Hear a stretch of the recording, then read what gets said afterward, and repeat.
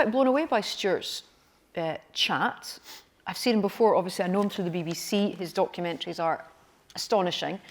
I'm just going to ask you what you thought of that, first of all. Adi, you and I had a quick chat outside, sorry.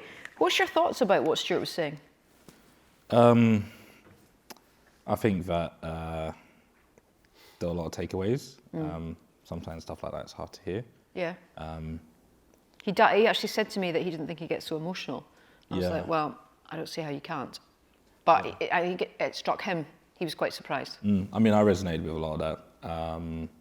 And I think that what he's doing is really inspirational. I offered him help in the design space to help me out with that. So there's a lot of takeaways from that.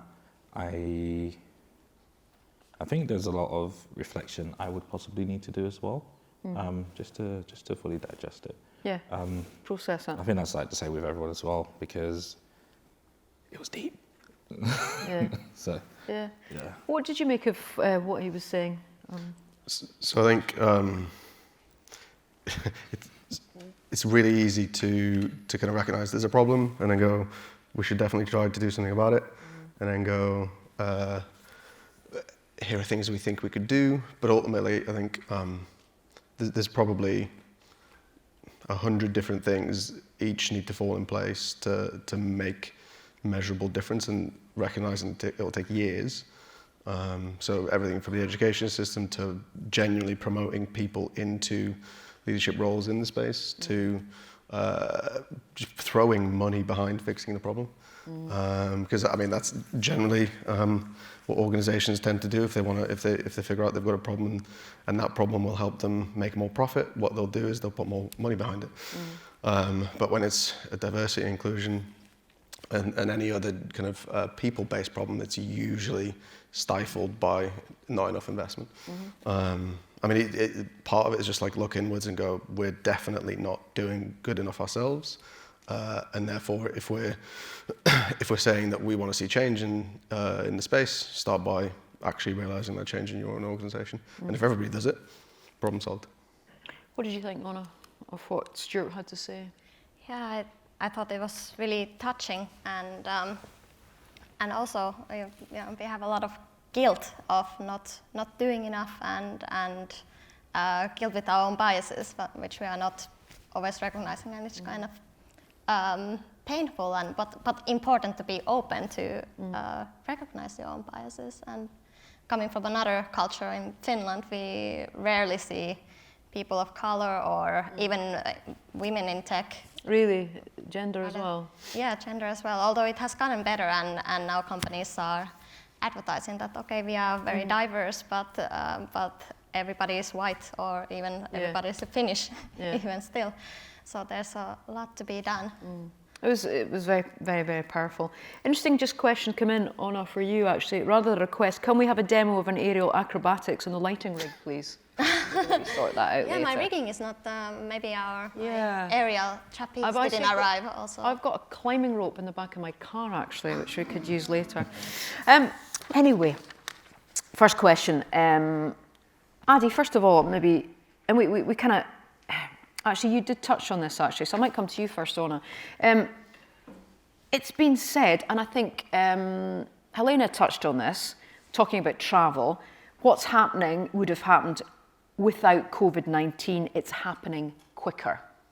What do you think about that? So a lot of the things that we've talked about today, and the adaptations, the difference in working, the speed at which tech's being developed, things like the COVID Act, would have happened, but perhaps have just been sped up by COVID. Yeah, I think it's, I agree with that statement. And for Zalando, we are a business of fashion and lifestyle. Tell us about your business. Yeah, so we are a company of who sells fashion and lifestyle products online. We have a platform, and COVID was actually, we made a lot of lemonade, if you used that term, kind of that situation. But of course, the whole company culture had to change, and And all of a sudden, it seemed like a couple of days, everybody was working from home all of a sudden. That really wasn't, as I understood. I've joined in August, so a little bit during pandemic, but I understood that wasn't really the case. So the more work was being done there on the employee side, maybe. And I'm from a team called Connected Retail, which I will tell you a little bit more later. But we connect physical stores, those that you see on a mall and on the streets, to Zalando platform. And that project got started before pandemic, but with pandemic it became so important. We allowed these businesses that were relying on walk-in customers to transfer their business online and stay in business. Armin, what was your experience? Do you agree with that statement to an extent? Probably. So when it originally started, me and Andy run the business, I was 100% for the idea that we wouldn't go into lockdown. B, if we went into lockdown, it would be a week. And then if it was more than a week, it would blow over after a couple of weeks. Obviously, in hindsight, how naive we were. Quite wrong on that one. So I think, has COVID accelerated stuff? I think, like, if you look at the direction stuff was probably heading, there was certainly people talking now and again about working remotely, talking now and again about a hybrid model to how kind of work exists in our space. I think so. Everybody in this room probably is in a kind of either a product or service industry. And we have a very particular lens through which we look at like how people operate. We're super lucky because, like, if you work in a supermarket, you can't work from home. You can't beat the checkout from your living room. So we have kind of a particular rose-tinted lens to which we see stuff. But I think ultimately, I don't think stuff would have changed for decades comparable to kind of what's happened with COVID, because ultimately it's both a kind of a catalytic change in the sense that everybody was legally forced to go home, and therefore you're in a situation where you have to adapt in order to survive. Versus actually, well, we want 4-day work weeks, we want to work from home, we want this, that, and the other. That's probably conversations that would have just dripped for years and decades, and maybe some businesses in some areas would have adapted, maybe others wouldn't. But people are kind of creatures of habit. Water runs through the path of least resistance, like as long as it's easy. When was the last time you chose to look for a different route home because actually you wanted to optimize something? You don't, like, you just do the thing you normally do unless there's so much friction that you want to create some change. But that friction wouldn't have happened across every industry on the planet, across every single country. So I think in a lot of ways, it's been good to force some innovation. Obviously, COVID is a shitty bad thing as a whole, but for the purpose of the question, I think it's been hugely beneficial probably for everybody in this room. There are lots and lots of questions coming in actually, so we'll hammer through these. Adi, I'll put this one to you maybe. A lot of us don't start our careers in UX. A lot of our talents come from people moving into the role. How do you help facilitate that transition for new people? Yeah, I didn't start my career in product design. Started off graphic design. I wanted to design clothes, so I had a clothing label when I was a teen. Then I got into web design, designing emails, and then I connected the dots, the word, the theme, and was able to transition slowly into UX. I think UX is quite accessible as well, and then I've only recently taken a pivot into product design. I think it's very accessible. I think people can get into it, and there's resources to help people start. I also think that we should, well, you know, when I was in university a few years ago, I didn't have like YouTube or, you know, communities to help me become a UX designer, and the kind of term wasn't that popular. And I think now that we're definitely able to step into that career with a lot more ease. Armin, maybe this is something that Stuart mentioned. Stuart mentioned that shadowing works for new people learning a role, especially in film and TV industry. We use that a lot actually in TV and radio. BBC and STV, the Scottish commercial broadcaster, we run a project called Pass the Mic for black and people of colour to try and encourage them to not just to go into broadcasting, but also to be used as commentators, as our guests, and that's been up and running for a couple of years. Could you replicate something like that, do you think, within the digital industry that Stuart flagged up?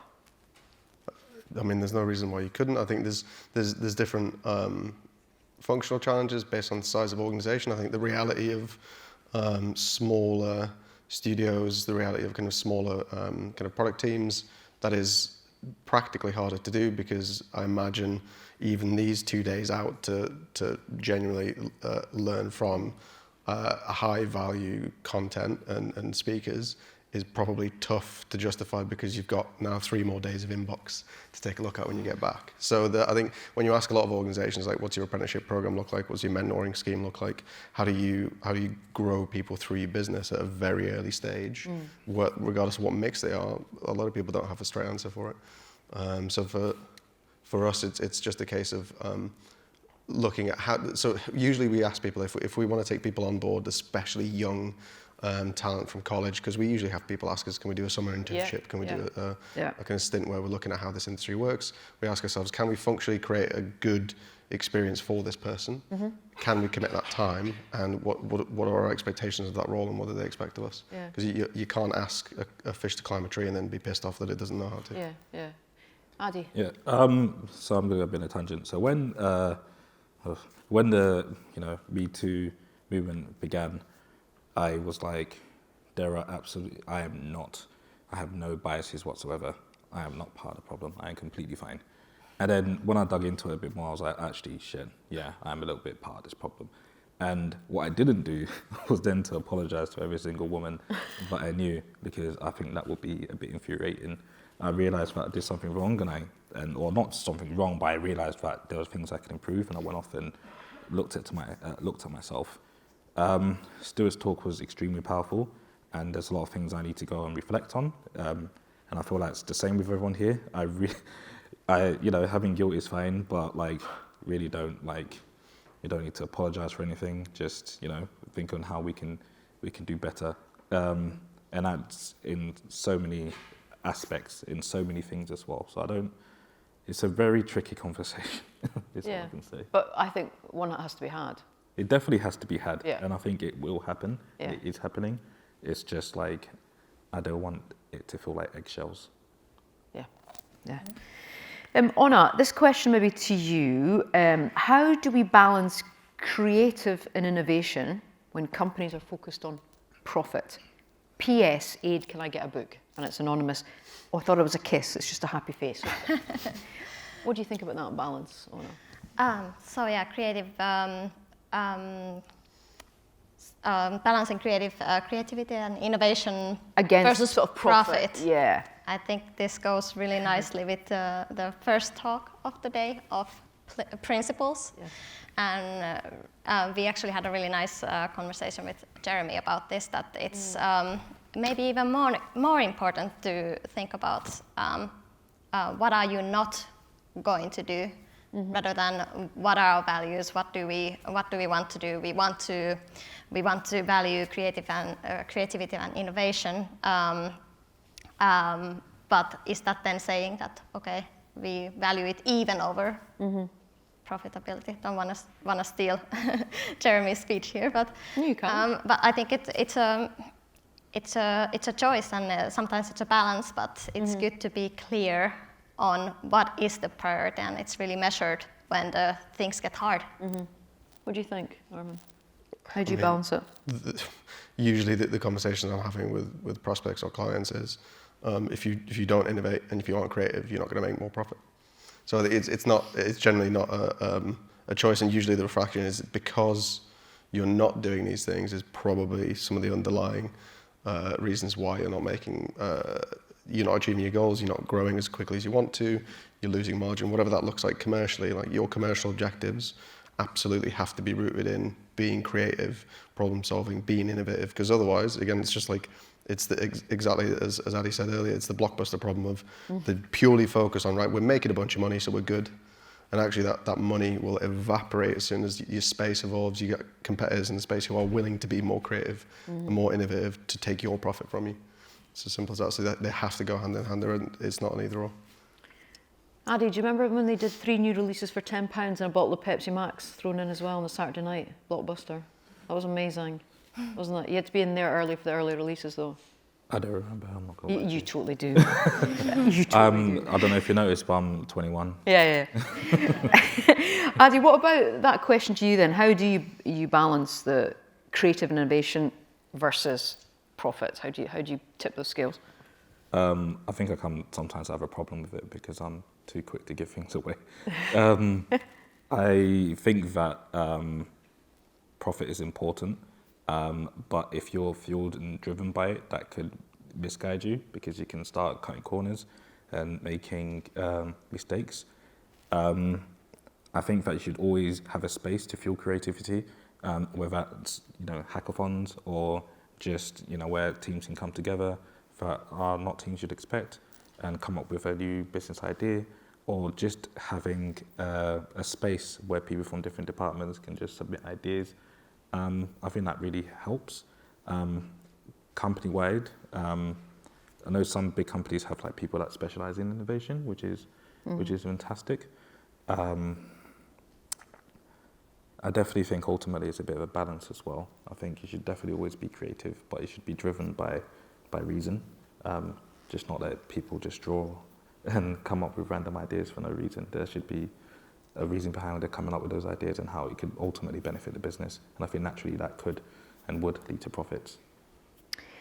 This is an interesting one, actually. How do you speak to colleagues who don't see minorities? I don't see colour. You don't need to flaunt your gayness. Interesting one. Your manager, Adi, how would you deal with that? Slap in the face. Yeah. I think it's one of those problems that it's fine that not seeing a problem is part of the problem. Like I used that Me Too example. I've always thought of myself as an ally to women, and I hate saying an ally to women because it sounds so forced. But until it happened, and I was able to really look into the situation, I was like, oh shit, there's a problem. If people are not willing to do that, then you're always going to find yourself in a situation where it's fine. No, I don't see colour. Well, then you're blind. How the hell do you not see colour? What are you talking about? It's one of those things. So what do you do? And I presume you would call it out. You definitely call it out, but then I think if you're constantly trying to snap at people, then you have to be. I'm all for trying to educate people. Yeah. So I wouldn't just be like, this is the problem. You're ignorant. I'll just be like, why do you not see problem? Why do you not see colour? There is colour. This is a situation we should be talking about. Yeah. I'm all for having open discussions. Interesting question. How do you? No, actually, this is from your talk, Adi, but I'll ask Ona and Armin this. I love the concept of creative confidence from Adi's talk. How can you foster this in your team or with new talent, this kind of creative confidence? How would you go about fostering this, nurturing that? I think it might go a little bit back to the shadowing. That was actually my career path to design, and really? I'm still doing it. For example, with Adam. Adam kind of. Oh, that's interesting. He's the initiator, and he kind of took me under his wing to. For example, we've been working on workshop facilitation trainings, and now Adam has created a small group of people to kind of share the load, and we've been shadowing Adam, and now we are going to try to take the trainings forward, and it's ongoing process, and I do really believe in shadowing and learning by doing. Yeah. Of course, it takes time, and you need to be mindful that you need to have the resources and enough attention to give that. But it's joyful when it works, isn't it? Yes. We use it a lot. It's so joyful. It is. It's great. What about you, Armin? How would you foster that creative confidence? So in the KOMODO team, the conversation I usually have, because I'm pretty hands-on with the client projects we have with the design team, it's usually around the idea that ultimately they are in the role because they are good at that discipline. So if they want to make a creative decision around a particular approach to solving a problem or a particular element of a user interface or a user flow, do it, validate it, and explain to us why that's the better way to do it. The thing for us is it's a lot about situational leadership. So there's cases where more junior people in the team will be paired up with more senior people in the team to effectively learn through supporting and learn through doing. And for us, it's more having, I guess, the expectation that we hire good people, so let them be good at what they're doing, let them make mistakes, let them learn from their mistakes, let them collaborate as a team and actually go, right, as a team, this is where we think we're doing well, this is where we think we need to adapt and learn. So to I guess the extent of practicality, the team has a design meeting once a week where they're effectively going through all the stuff that they're working on projects, everywhere where they're currently challenged, everywhere where they think they're actually doing something and they want to adapt and roll out across other projects they're doing. So I think for us, it's much more about, I guess, hire good people, step out of the way and let them do good work, but actively support them with kind of practical kind of pair designing when they need to, when they're a bit more junior. And it also goes to the development side of the team as well. It's like, how do you solve a development problem by writing the fewest lines of code possible?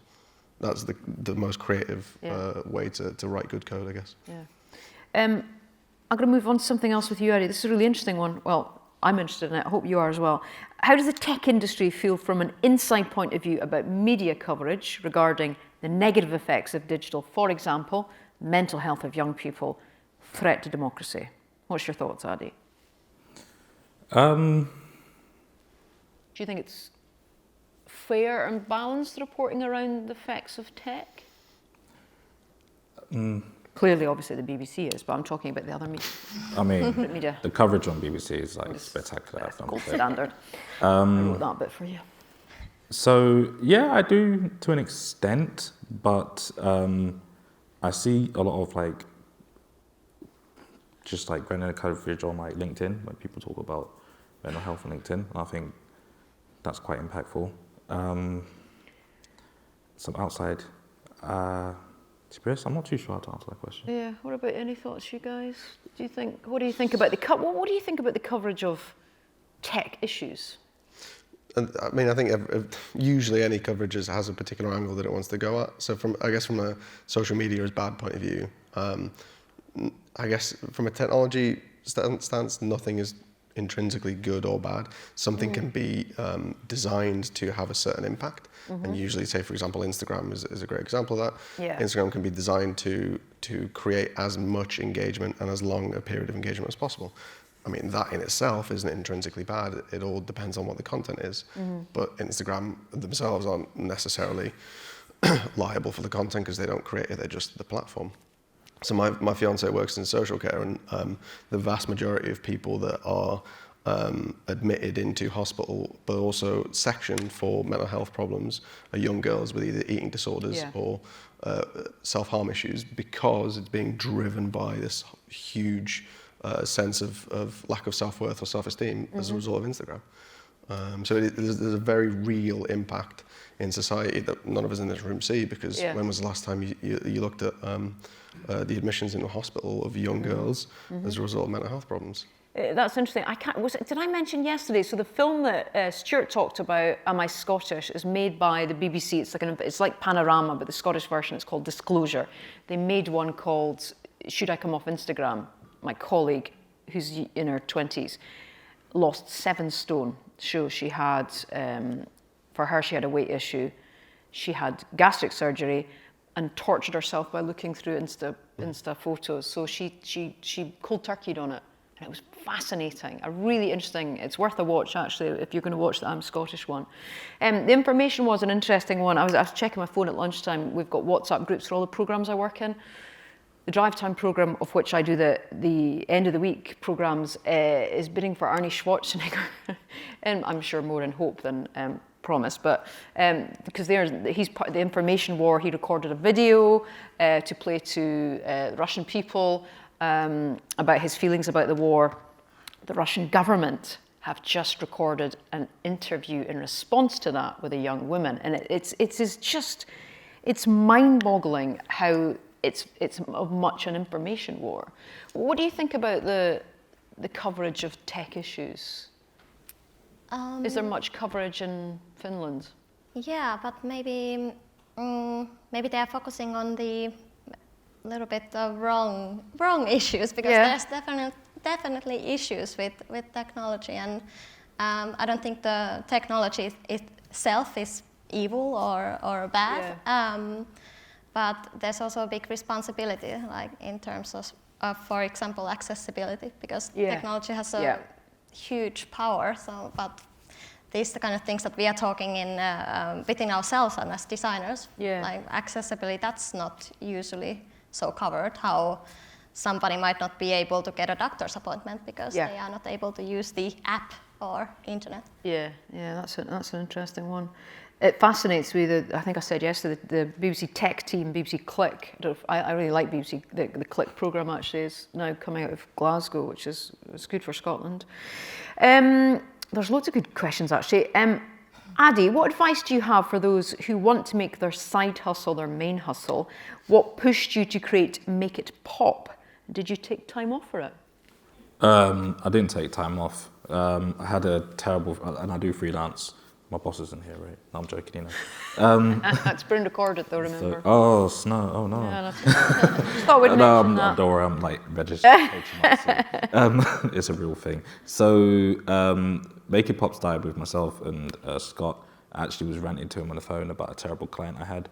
It was a drop shipping client, and I've now made it a mission. I don't work with drop shippers. So just wanted too much for too little. They're used to getting like lots of revenue because I don't even have any stock. I was just ranting to him like, he's a terrible client. And then I was like, how about we just make like a game? And the game started off like, has no like resemblance to like Cards Against Humanity or anything, but it started off like, with, like how could we create this brief with for terrible clients? And that was it. And then I announced it on DIBI. And I started doing some workshops and realised that, it had a few legs, but I was also totally wrong with what the idea was. Like, it was a creative brief generator, but really I saw it as a tool to connect people and bring teams together. And then eventually we did a Kickstarter, it got funded, and we did the fulfillment, and it just kept on growing. So I learned about design thinking methodology, creative confidence. I was like, connecting the dots, you know, and then putting all these dots together. And it's still evolving, so seeing people already doing things. How to make your side hustle your full-time hustle would be, first of all, get it to a point where it's sustainable. I won't jump right into it.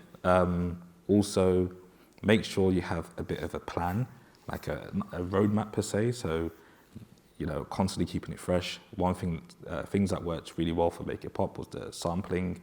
I work at SoPost. Sampling, which is like making people try it for free. Also, the workshops. Like we started selling more than just a game, and then just making your product sticky is what I would definitely recommend. So as soon as you have maybe a consistent user base, consistent amount of customers, you feel like I could kind of transition on this, then you can put in more work, more time, and make it a full-time thing. Make It Pop is still a side hustle of mine because I have 2 kids and a dog who needs a lot of attention. His name is Biscuit. And, we know your kids' names, but we know your dogs. Oh, they don't have names. You haven't named them yet. No, thought about the dog first. But if I was to make It Pop full-time, I would focus a lot more on the workshops and maybe on the course material, something that is tangible and I could reuse and bring in like recurring revenue. So my advice, if you want to make something full-time, if you're a freelancer, have a few clients on the go, make sure you're getting consistent revenue before you're jumping into that leap and seeing how you can grow with that. So. With time is just, I think time has speeded up suddenly. Maybe just one question so we can crack on. I like this one. Can you see the future of home working ever being in the metaverse or with the likes of Web3 using VR, AR technology? How do you design for them? What do you think, Anna? I think for sure. Yeah? My husband is enthusiast for VR, and he's been telling me all about this. Really? Like it doesn't have to be either or like office is better or working from home is better, but with VR it could be actually better. Like bringing these two worlds together. You can choose how you look, and you can have endless amount of screen spaces. I've been asking him, like, why do you have to have 3 screens? And he's like, no, I'm thinking of adding a 4th one. But in VR, he could do that and not destroy my interior decorator. What do you think, Armin? I'm assuming most people in this room have seen the movie WALL-E, where the vast majority of people there are in those floating chairs with their masks on. They're intensely overweight, and they're just completely connected with all the digital stuff. And like, I think maybe it'll happen in like small pockets of like specific industries, but I am absolutely not for that. No, 100% not for. Age, Adi, where do you sit on that, Adi? I mean, it's pretty much Second Life, isn't it? It's Second Life, but with goggles. It's how do I feel about it? I think I'm probably going to be late majority in terms of how I adopt it. I think there's potential. I think they should figure a lot of stuff out. Would I like to be in a meeting with my avatar? Nah, like I just be careful, man. Not really. It's good to have a range of views on that. That time has just raced past. I thought it was a good idea, organisers, to do a panel. I thought that was really good. And thank you for all your questions. There are millions of them, so thank you for that. We didn't get through probably half of them. But thank you so very much to Armin, Adi and Anna, and we'll be hearing from you very soon. These guys are going to go and get their mics off. Rafaela will go and get her mic on, so we'll have a couple of minutes, and then we'll get on with the next talk. Thank you very much, guys. Thank you very much. Thank you.